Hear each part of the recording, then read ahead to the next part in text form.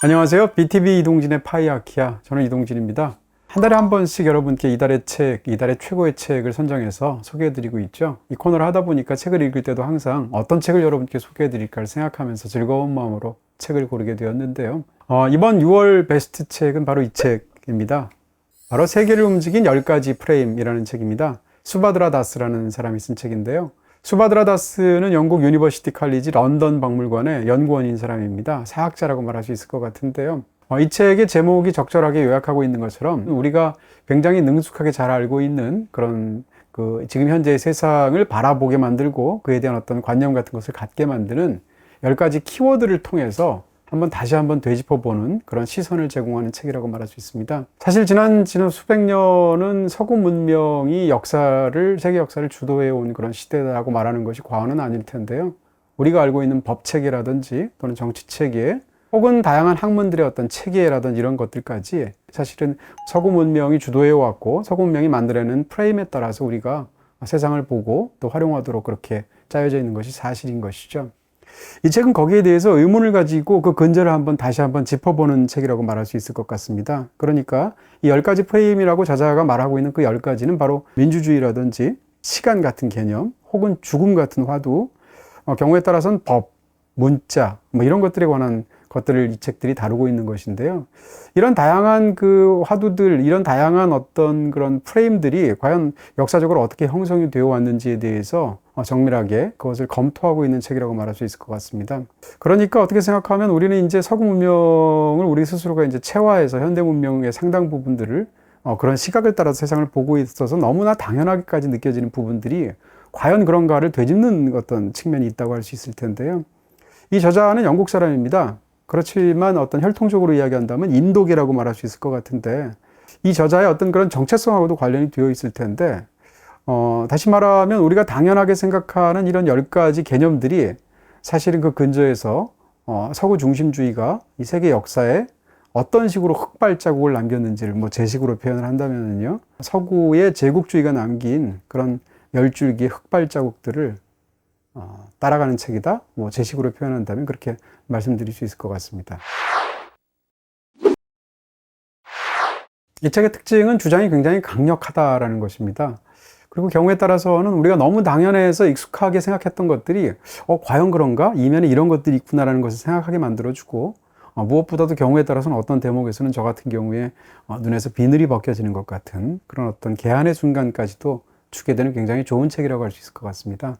강력한 주장에 비해서 가끔씩 근거들이 좀 약한 것이 아닌가라는 생각들이 들게 하는 어떤 단점도 없지는 않은데요. 그럼에도 불구하고 세상을 바라보는 시각을 완전히 다르게 보게 만들어주는 아주 좋은 책이라는 생각이 듭니다.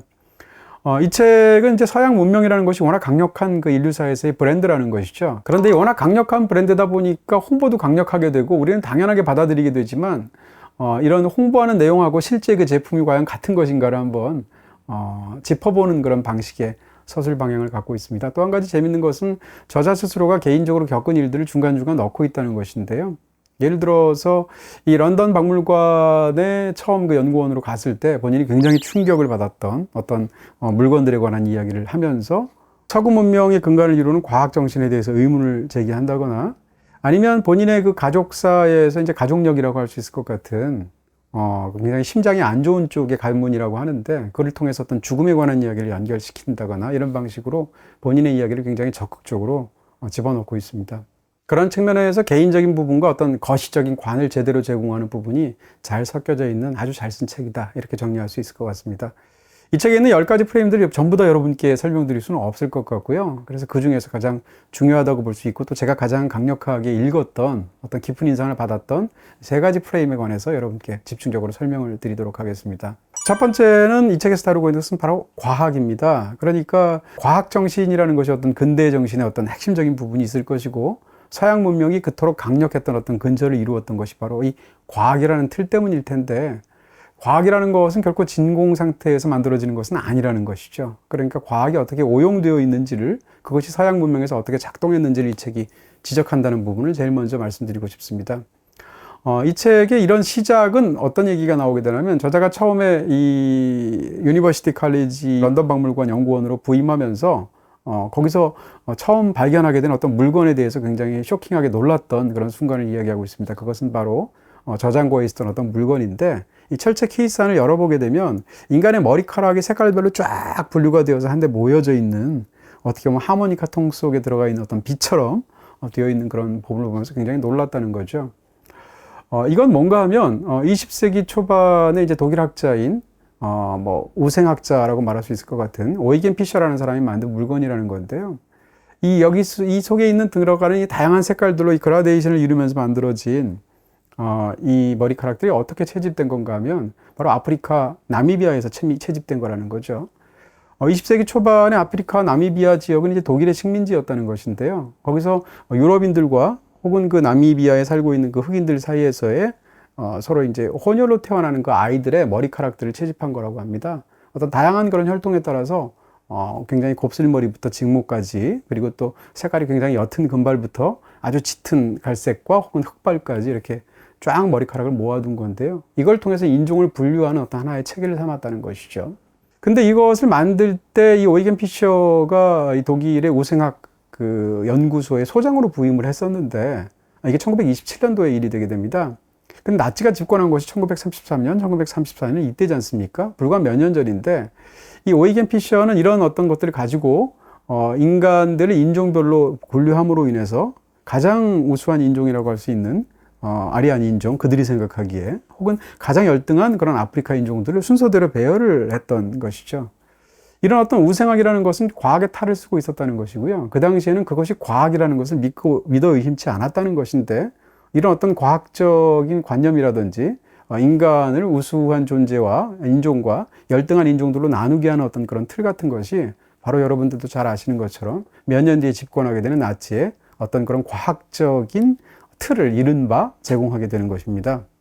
흥미로운 것은 인간이 이제 어떻게 처음 유래하게 되었는가에 대해서 이제 두 가지의 어떤 설이 있다는 것인데, 하나는 일조설이 있고 또 하나는 다원설이 있다는 것입니다.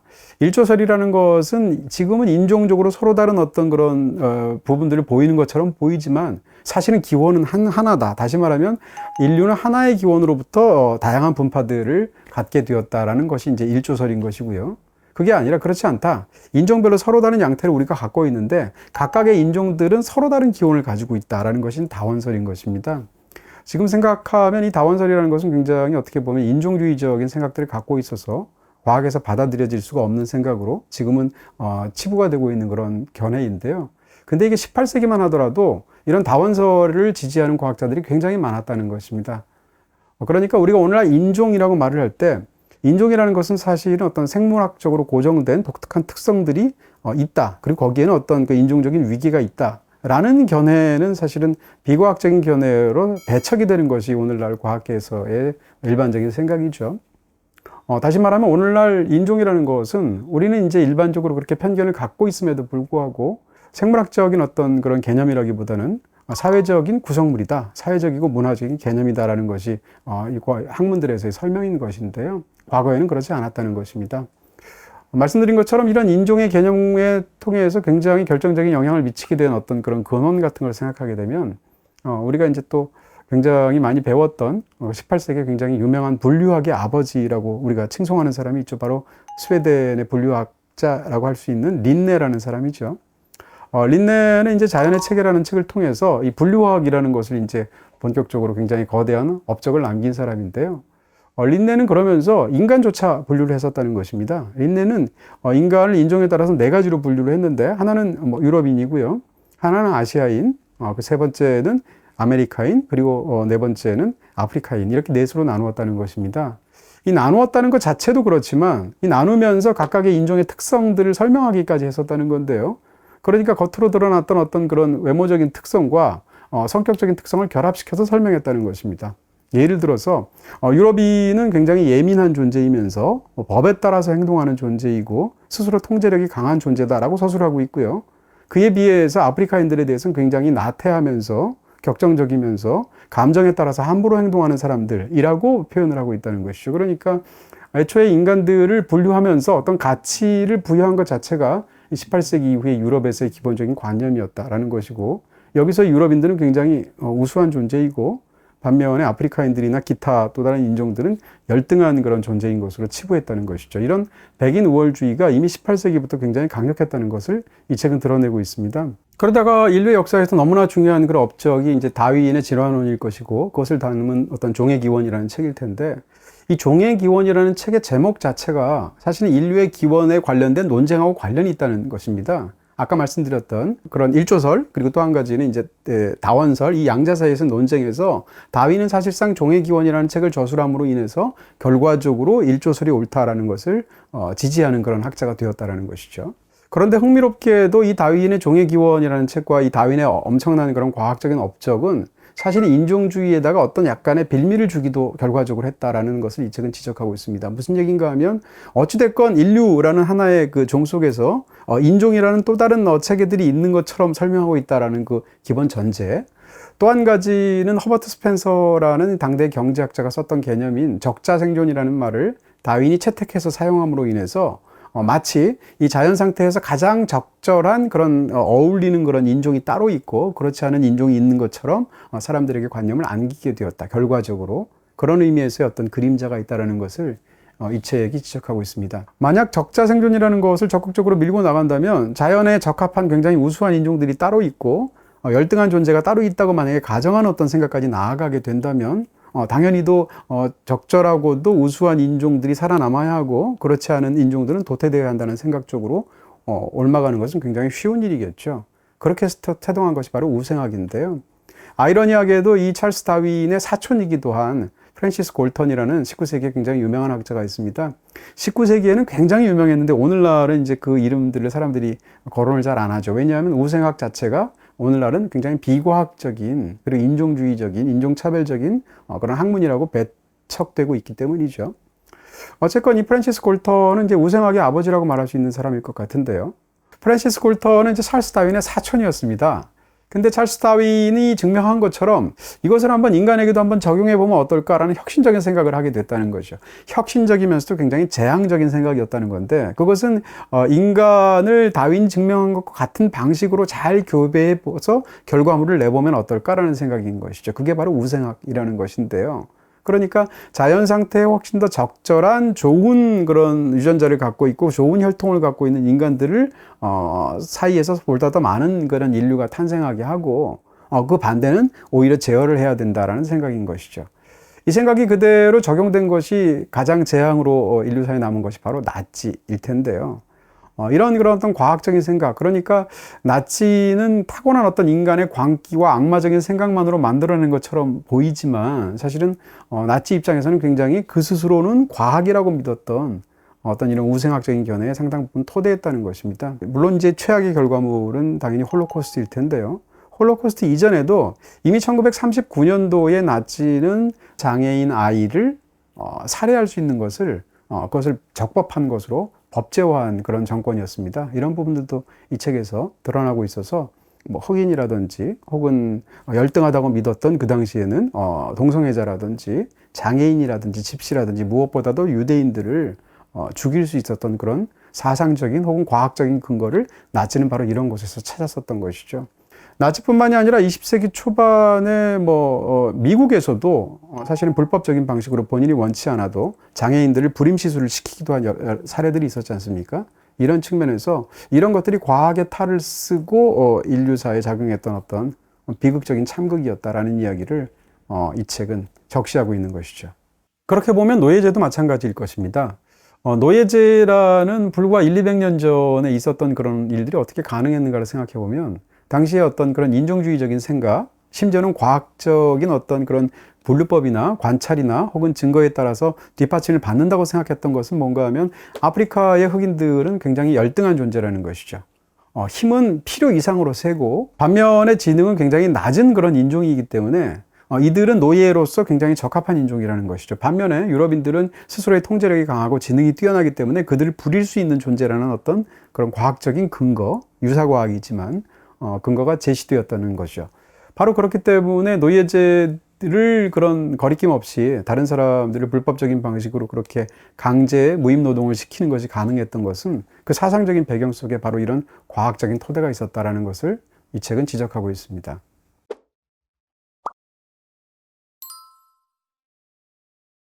또 하나 제가 인상적으로 읽었던 것은 바로 문자라는 프레임입니다. 문자에 관해서 이제 그 시작부터가 아주 재밌는 서술을 하고 있는데요. 셰익스피어 얘기가 나옵니다. 셰익스피어는 사실은 자기의 작품을 쓰지 않았다라는 음모론이 있지 않습니까? 예를 들면 프랜시스 베이컨이 셰익스피어가 썼던 작품들의 진짜 주인이다라는 주장도 있고, 또 다른 사람들의 어떤 근거를 대면서 셰익스피어는 셰익스피어의 작품들을 쓰지 않았다, 가짜 작가다라는 이야기들을 지적하는 수많은 음모론들이 있습니다. 그 음모론들의 핵심은 그렇다는 것입니다. 셰익스피어는 그냥 시골에서 이 장갑 만드는 사람의 아들인데, 그런 비천한 출신의 사람이 더군다나 삼류 이제 공격하는 측의 입장을 빈다면, 그런 비천한 출신의 삼류 연극 배우였던 사람이 이렇게 다양한 주제와 이렇게 고상한 이야기들을 멋지게 문자를 통해서, 글을 통해서 발표할 그런 능력이 있을 리가 없다라는 생각에서 나온다는 것이죠.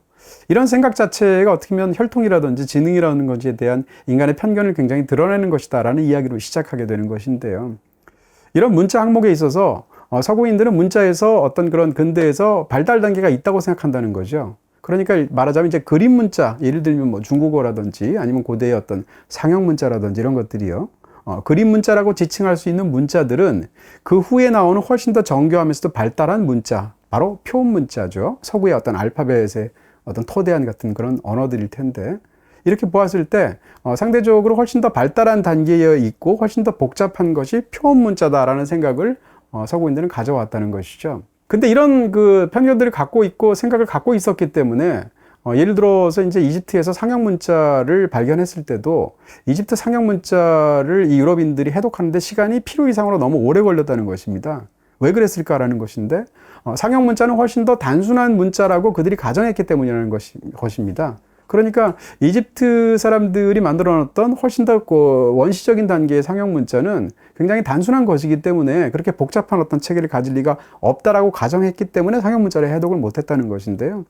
상형 문자는 단순히 어떤 그림이라든지 세상에 보이는 것들을 그냥 그것을 본떠서 그림처럼 그렇게 그것을 모사해낸 문자라고만 생각했는데, 사실은 알고 봤더니 이집트의 상형 문자는 당시의 그 고대 이집트 사람들이 말을 했던 그런 그 언어의 어떤 소리를 표현한 그런 문자이기도 하다라는 것이죠. 바로 그 생각을 못했기 때문에 저열하고 낮은 단계의 문자라고 생각했기 때문에 해독에서 그토록 오랜 시간이 걸렸다라는 이야기를 이 책은 하고 있습니다.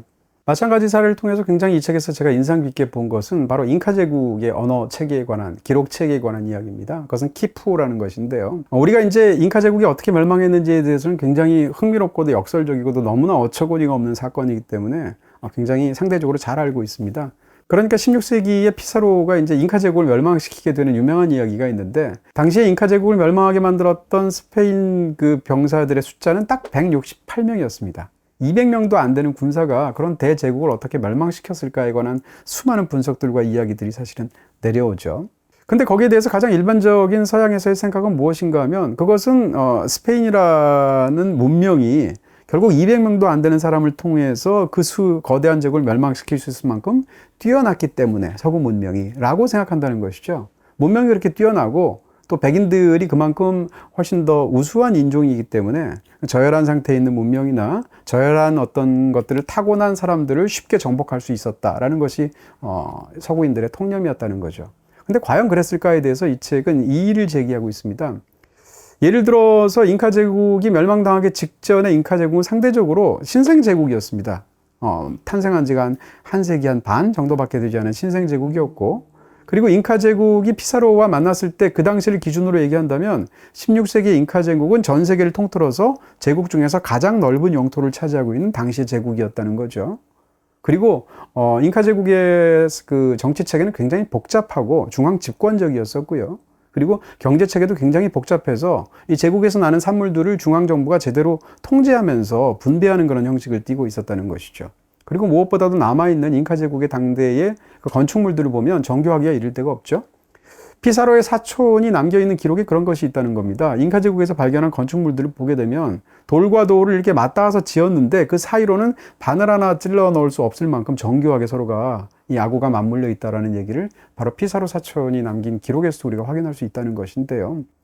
근데 딱 하나 잉카 제국에는 문자가 없었다는 것이죠. 그러니까 잉카 제국은 문자가 없었다는 걸 제외하면 사실은 굉장히 정교하고도 그런 발달된 문명을 이루고 있었다라는 것을 이 책은 말하고 있습니다.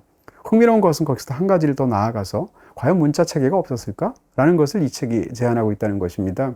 문자로도 볼 수 있고 혹은 기록 체계라도 볼 수 있는 키프라는 것이 있었다는 것인데요. 다시 말하면 종이에 남겨진 문자는 잉카 제국의 그 어떤 산물로서 발견되는 것은 없습니다. 발견되지 않았을 수도 있고 실제로 종이에 쓰지 않았을 수도 있겠죠. 대신에 남아있는 것은 이렇게 매듭을 통해서, 시를 통해서 이렇게 만들어낸 매듭으로 어떤 것들을 표현하고 기록했던 키프라는 체계는 지금도 남아있게 되는 것인데요. 당시에는 키프라는 것이 아주 그냥 간단한 수메르 제국에 있었던 것 같은 그런 쐐기 문자 같은 그런 아주 초보적인 상태에서의 기록만을 남기는 그런 형태였을 것이다라고 추측했다는 것이죠. 그렇지만 오늘날 학자들에 따라서 이런 것이 점점점 정교하게 밝혀지고 있는 그 속내를 보게 되면 키프는 굉장히 복잡한 그런 기록 체계이기도 하면서 아주 복잡하게 작동하는 그런 언어 체계로 볼 수도 있는 부분이 있다라는 것이 오늘날 밝혀지고 있다는 것입니다. 그러니까 키프를 통해서 매듭에서 어떤 색깔의 색을 쓰는지, 실을 쓰는지, 길이는 어떤지, 매듭 모양은 어떤지 등등등에 따라서 굉장히 복잡할 텐데 그것이 그런 복잡한 것들을 담고 있는 기록물이다라는 것을 역시 서양 사람들이 몰랐던 이유는 남아메리카의 그런 굉장히 저열한 상태의 인종들이 만들어내는 저열한 문명들의 그런 복잡한 체계가 있을 리가 없었다라고 가정했기 때문이라는 것이죠. 마찬가지로 굉장히 흥미로운 것은 이런 지적을 이 책의 저자가 하고 있다는 것입니다. 이집트 피라미드를 누가 만들었을까? 이 어마어마한 그런 그 건축물을 고대에 예를 들어서 외계인이 만들었다라는 음모론이 있습니다. 마찬가지로 이제 멕시코의 그 테오티화칸이라는 곳에서도 역시 거대한 피라미드가 있게 되는데 너무 정교해서 이걸 누가 만들었을까? 역시 외계인이 만들었다.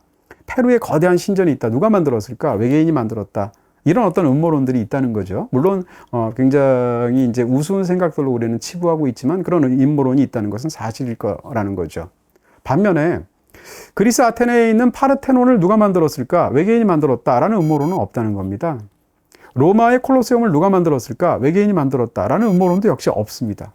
그럼 왜 서구에 있는 그런 거대한 고대 건축물에 대해서는 그런 음모론이 없는데 이집트나 페루나 혹은 다른 곳에 있는 아메리카, 멕시코에 있는 그런 건축물들에 대해서는 왜 그런 음모론이 있을까? 그것은 이집트라든지 혹은 고대 잉카라든지 혹은 마야 제국이라든지 혹은 무슨 아즈텍이라든지 이런 쪽에서 만들어냈던 그런 건축물들은 그 사람들이 그런 저열한 상태에 있는데 그런 건축물들, 뛰어난 건축물들을 만들어낼 리가 없다라는 편견이 작동한 그 결과물로서의 음모론이라는 것이죠. 굉장히 흥미로운 그런 지적이 아닌가 싶고요. 그런 이야기들을 이 책의 저자는 지속적으로 제기하고 있는 것입니다.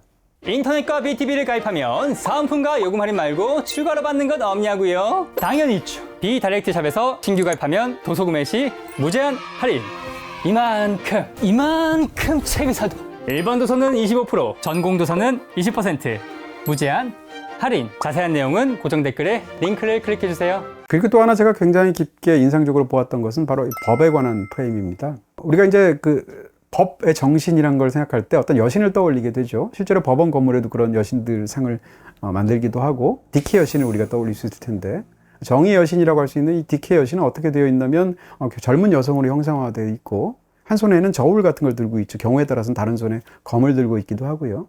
근데 저울을 들고 있는데 흥미롭게도 눈을 가린 그런 띠로 가린 그런 형상을 하고 있죠. 그 이유는 이 저울로 상징되는 어떤 그런 정의, 공정함, 거기다가 그것을 눈까지 가렸으니까 애초에 어떤 이 자기가 측정하는 것에 대해서 사전에 갖고 있는 편견 같은 걸 최대한 배제한 채 그 자체로 하겠다라는 어떤 그런 의미를 갖고 있기 때문에 법이 갖고 있는 어떤 정의라든지 평등이라든지 이런 정신을 그대로 담아낸 모습으로 우리가 디케 여신상을 떠올리게 됩니다.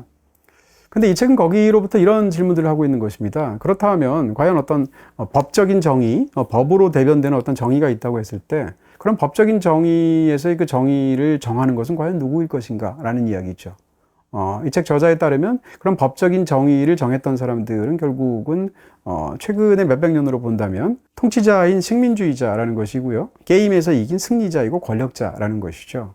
그런 이야기들의 사례로서 굉장히 얘기하는 것은 흥미롭게도 마그나 카르타입니다. 그러니까 오늘날 서양 법을 이야기할 때 항상 이야기하게 되는 그 어떤 근저에 그냥 거대하게 칭송받고 있는 것이 바로 1215년 13세기에 있었던 대헌장이라고 우리가 말을 하는 영국에서의 마그나 카르타를 굉장히 중요하게 서술하게 되는 건데요. 이 대헌장이나 마그나 카르타의 실제적인 내용을 보게 되면 사실은 오늘날의 어떤 그런 생각에서 봤을 때 민주주의적인 어떤 그런 관념들이 제대로 배어 있는 그런 헌장이 아니라는 거예요. 그리고 저자에 따르면 굉장히 극소수의 사람들에게만 효력이 미치는 그런 한정적인 그런 문건이었다라고 이야기를 하고 있고요. 다만 굉장히 의미심장하게 볼 수 있는 오늘날 우리가 생각하는 어떤 자유와 평등을 담고 있는 그런 어떤 근원이 담겨 있는 것으로 볼 수 있는 조항이 있는데 그게 이제 안보 조항이라는 것인데 그 안보 조항은 이런 것이죠. 마그나 카타가 이제 이루어지게 된 것은 13세기 이제 존 왕이라는 사람이 영국의 존 왕이 굉장히 어리석은 왕이고 실정을 거듭하는 왕으로 역사 속에 기록이 되어 있죠. 개인적으로도 굉장히 부패한 왕이었던 것 같고요. 우둔하고 무능하기도 하고 또 프랑스랑 전쟁을 해서 패배하기까지는 하게 되는데 그 과정에서 영국의 귀족들의 재산을 함부로 사용한다든지 더군다나 패전까지 하게 되니까 그에 대해서 이 귀족들이 반란을 일으키게 되죠. 그러면서 왕에게 여기다 서명을 해라 라고 했던 것이 바로 마그나 카르타인 것인데요.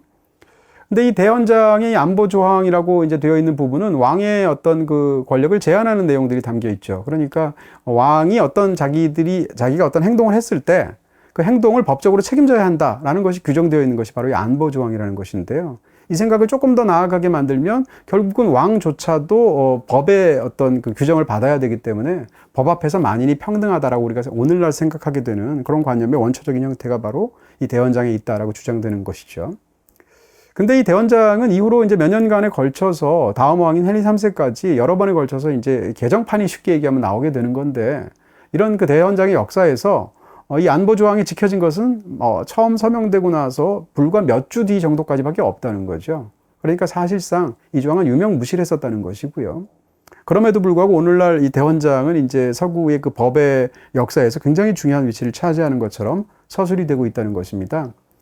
근데 이 대헌장을 우리가 오늘날 대헌장, 마그나 카타라고 말을 하게 되는데 대헌장이라는 말을 쓴다는 얘기는 다른 헌장도 있다는 이야기죠. 그러니까 이 헌장이 위대하고 워낙 엄청난 거니까 대라는 큰 대자가 들어가게 됐겠죠. 그러면 당시에는 어떤 또 다른 헌장이 있었을까? 삼림헌장이라는 것이 있었다는 것입니다. 역시 13세기에 그 비슷한 시기에 만들어진 그런 헌장이라는 건데 이 삼림헌장이라는 것은 그 삼림헌장이라는 말이 규정하고 있는 것처럼 당시에는 약간 그 왕이라든지 어떤 귀족들이 차지하고 있는 땅 혹은 모두가 같이 사용하는 공유지 같은 그런 땅들이 많았다는 것이죠. 근데 이런 땅들에 대해서 왕이나 어떤 귀족들의 소유지의 경우에 이런 삼림 지역에서 과연 귀족들이나 왕이 자기 그 땅에 대해서 무엇을 할 수 있는지를 적어 놓은 것이 그 삼림헌장의 내용이라는 겁니다. 근데 그것을 적어 놓으니까 상대적으로 그 적혀져 있는 것으로서 제한되어 있는 그런 권한 외의 것들은 일반 서민들이 할 수가 있는 것이죠. 그런 측면에서 일반 서민들 입장에서는 오히려 그런 그 왕이나 귀족들의 땅에서 본인이 누릴 수 있는 어떤 권한이나 자유나 이런 것들을 확보하는 그런 헌장의 역할을 했다는 것입니다.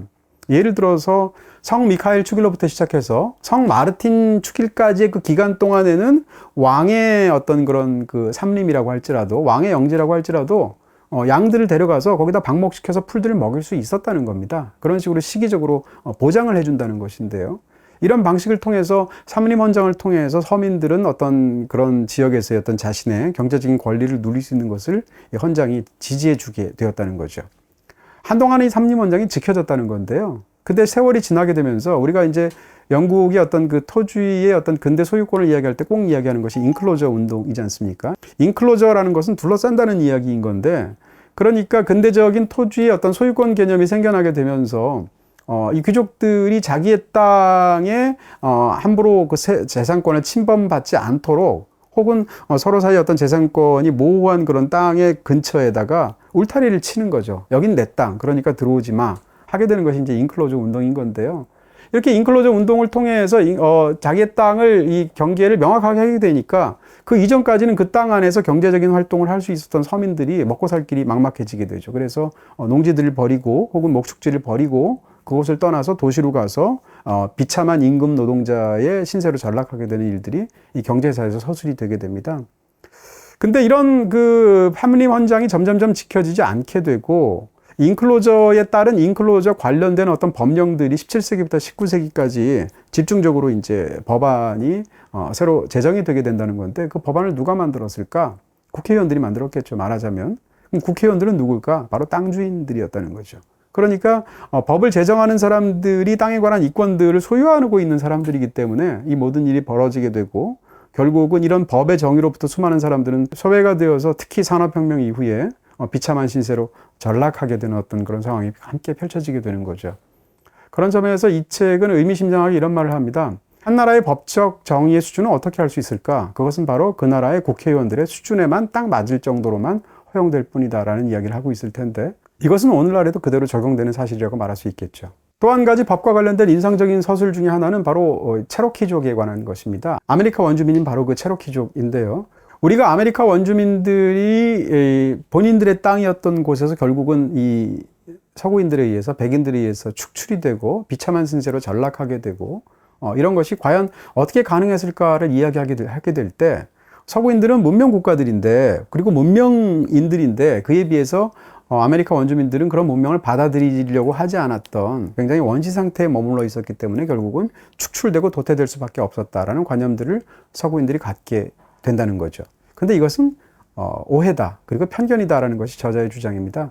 대표적인 것이 바로 인디언들 중에서 문명 5부족이라고 지칭되는 굉장히 거대한 그런 인디언 부족들이 있었고요. 그 중에서도 대표적인 것이 바로 이 체로키 부족인데 체로키 부족은 이 아메리카를 서구인들이 발견하고 물밀듯이 몰려오는 그 관계 속에서 기본적으로 이 문명인들이라고 소위 말했던 서구인들하고 굉장히 좋은 관계를 유지했었고 그 관계 속에서 그들과 연합하거나 계약을 맺거나 해서 다른 아메리카 원주민들을 정벌하는 데 나서기도 하고 무엇보다도 그 문명을 적극적으로 받아들였던 부족이라는 거죠. 체로키 부족은 예를 들어서 나라를 만들기도 했었고요. 그 다음에 체로키 부족은 제가 예전에 그 총균세를 여러분께 해설해 드릴 때도 그 세코이아라는 사람이 만든 체로키 부족의 언어가 있다고 알파벳이 있다고 말씀드린 적이 있었죠. 그래서 그 당시에 이제 언어를 만들어내는 두 가지 방식 중에 아이디어 전파의 예를 통해서 제가 한글을 이야기하고 나머지 한 사례로 그 체로키의 세코이아가 만들어냈던 그 언어에 관해서 말씀드린 적이 있는데요. 이런 식으로 체로키 사람들은 자신의 고유한 언어를 문자를 만들어내고 성문화된 헌법까지 가지게 되고 심지어는 투표를 통해서 지도자를 선출하는 그런 체계를 갖고 있었다라는 거죠. 그리고 그런 과정 속에서 이 문명인들이라고 소위 말하는 이 서구인들하고 서로 연합을 했기 때문에 미국인들하고 연합을 했기 때문에 예를 들면 이 체로키 부족들은 아프리카 흑인들을 노예로 부리기까지 했었다는 겁니다. 이럴 정도의 상태에 있었던 사람들인데 이 사람들이 소위 미국의 정의로운 법에 의해서 어떤 처분을 받았는지를 이 책은 낱낱이 기록하고 있는 것입니다. 그러니까 1800년대 초반, 19세기 초반에 이 체로키족들에 대해서 미국의 대법원에서 어떤 판결을 내리게 되었다는데 그 판결의 내용은 이런 겁니다. 체로키족은 체로키족이 소유하고 있는 땅을 미국 연방 정부에게만 팔 수 있고 또 다른 개인들에게는 판매할 수 없다. 그런 권한이 없다라고 규정하는 거죠. 그러니까 땅을 오로지 미국 정부에게만 팔 수 있다면 미국 정부 입장에서 원하는 방식으로 그 땅을 구입할 수 있지 않겠습니까? 이런 식으로 토지 소유를 제한하는 법을 대법원에서 판결을 내렸다는 것인데 이것이 과연 어떻게 가능했을까라는 것은 발견주의 원칙이라는 것 때문에 가능했다라고 바로 이 책에서 이야기하죠. 발견주의 원칙이라는 것은 그러니까 토르데시아스 조약이라는 것이 있죠. 역시 또 저희가 이전에 브라질에서만 왜 다른 그런 남미 국가들은 다 스페인어를 쓰는데 포르투갈어를 쓸까라는 것을 제가 설명드리면서 토르데시아스 조약에 대해서 말씀을 드린 적이 있는데요. 16세기 토르데시아스 조약에서 말하는 것이 바로 발견주의 원칙이라는 것입니다. 그러니까 기독교인들이 아닌 그런 사람들이 살고 있는 땅을 유럽인들이 새로 발견하게 되면 기독교적인 문명을 전파할 사명이 있다, 우리는. 그리고 그 땅은 사실상 빈 땅에 해당한다, 우리들 입장에서. 왜냐하면 기독교를 전파해야 되는 비문명 지역이니까. 다시 말하면 발견주의 원칙이라는 것은 그러니까 유럽인들의 경우에 새로 발견한 땅은 발견한 사람이 임자다라는 말도 안 되는 원칙인 것입니다. 근데 이 원칙이 유럽 사람들이 갖고 있는 어떤 그런 원칙이었었고 이 원칙이 미국까지 이식되어서 지금 말씀드린 것처럼 체로키족에 대해서 미국 대법원이 19세기 초반에 그런 판결을 내릴 수 있었다는 것이죠. 바로 이런 결과로 체로키 부족들은 결국은 자기들이 살고 있는 지역을 떠나서 쫓겨나기까지 합니다. 이 이야기도 다른 컨텐츠에서 제가 설명드린 적이 있었는데요. 그 일을 자행한 사람 바로 앤드류 잭슨이라는 사람이죠. 앤드류 잭슨은 미국 역사에서 굉장히 추앙받는 대통령입니다. 도널드 트럼프가 자기가 가장 존경하는 대통령이 바로 앤드류 잭슨이다라는 얘기를 여러 번 하기도 했었죠. 근데 앤드류 잭슨은 애초에 대통령 선거에 출마할 때 아메리카 원주민들을 축출하겠다라는 것을 공약으로 내건 사람입니다. 그리고 대통령이 되어 나서 어떤 그런 법안들을 마련을 해서 이 체로키 부족을 포함한 아메리카 원주민들을 살던 곳에서 훨씬 더 멀리 떨어져 있는 새로 미국의 영토로 편입되어 있는 그런 변방의 미개척주를 쫓아내는 일들을 벌이게 되죠. 체로키 부족이 원래 살던 곳은 지금 미국의 조지아주를 중심으로 한 근처의 지역이었다고 하는데 지금 체로키족이 살고 있는 것은 오클라호마주에 살고 있습니다. 이 거리를 따지게 되면 대략 한 1000마일 정도 길이에 따라서는 그러니까 1600km나 되는 그런 대장정을 하게 하면서 강제로 쫓아냈다는 것인데요. 물론 유예기간 같은 것을 두긴 했는데 체로키 부족을 강제로 이주하게 만드는 법안들을 마련하고 거기에 대해서 유예기간을 둔 다음에 그 유예기간이 지나자마자 군대를 파병해서 강제로 내쫓게 되죠. 이 과정 속에서 체로키 부족들의 상당수가 학살당하는 일이 벌어지게 되고 쫓겨난 사람들은 결국은 그 머나먼 오클라호마 지금 땅까지 가게 되는데 그 여정 속이 이게 또 겨울이었기 때문에 중간에 동사하는 사람부터 시작해서 뭐 여러 가지 수많은 비참하게 그 여정 속에서 죽어가는 사람들이 생겨나게 되죠. 이런 체로키족의 한많은 그 역사도 사실은 미국에서는 대법원이 판결했던 것, 앤드류 잭슨이 자기의 어떤 그런 강제적인 정책에 토대를 두었던 어떤 법안들이라든 이런 법적, 소위 법적 정의에 토대한 그런 끔찍한 일들이었다라는 것을 이 책이 밝혀내고 있는 것입니다.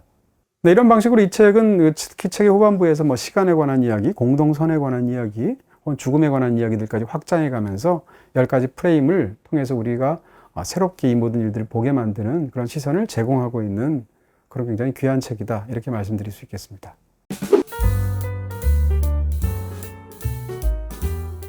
네, 오늘 말씀드린 내용과 관련해서는 윈드리버라는 영화를 여러분께 추천드립니다. 제러미 레너하고 엘리자베스 올슨이 주연한 영화인데요. 이 영화의 제목인 윈드리버는 와이오밍주에 있는 인디언들이 모여 사는 그 지역을 지칭하는 그런 어떤 지명에 해당하는 것인데요.